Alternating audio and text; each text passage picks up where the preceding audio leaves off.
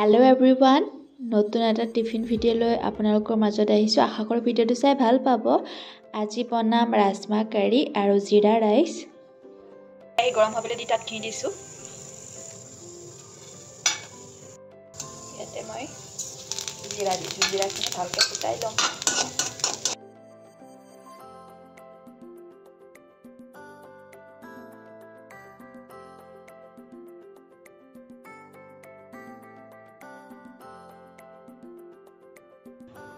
অকমান ৰঙচুৱাকৈ ভাজি মই কুকাৰত বহাই দিছো।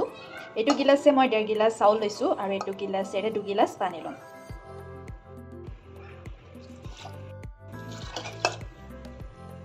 কিছু না ইমানটো জোখ লৈছো। এতিয়া মই দুটা হুইসেল মৰাই লম। খাবৰ কাৰণে জিৰা ৰাইস ৰেডি। বিলাহী দুটা, পিয়াজ দুটা, নহৰু 5 ফুটা, আটাইখিনি অকমান তেল লৈ কেৰাহীতে অকমান দেখিছেনে কোমলি যোৱালৈকে ভাজি লৈছো। এতিয়া মই এইখিনি মিক্সিত পিছি লম। এইখিনি মই পিছি ললো। মই ৰাজমাখিনি 5 ঘণ্টা তিয়াই থৈছিলো। এতিয়া মই 8টা হুইসেল মৰাই ললো।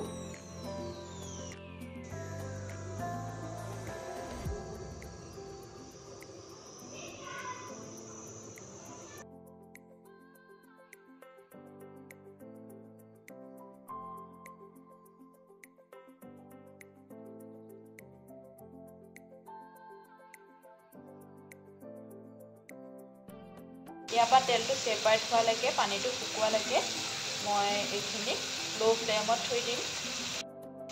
এইটো শুকাই পেলাই তেলটো সেপাৰেট হৈ গৈছে। এতিয়া মই বইল কৰা ৰাজমাখিনি ইয়াতে দিম।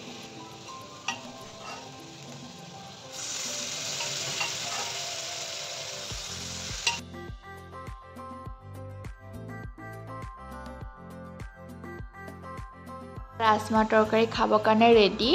মই আজি টিফিনত ৰাজমা কাৰী আৰু জিৰা ৰাইস দিছিলোঁ।